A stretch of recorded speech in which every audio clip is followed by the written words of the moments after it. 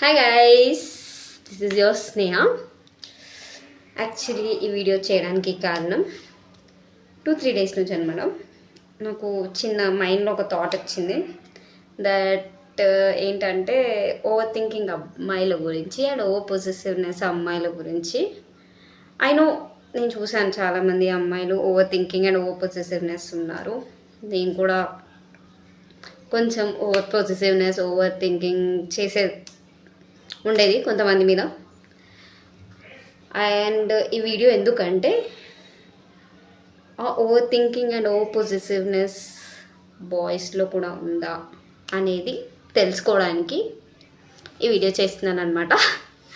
And ఏంటంటే like ఆ over thinking ఆ ఓవర్ పొసెసివ్నెస్ బాయ్స్లలో కూడా ఉందా ఇన్ సొసైటీ, అంటే వాళ్ళు కూడా ప్రయారిటీస్ ఇస్తున్నారు.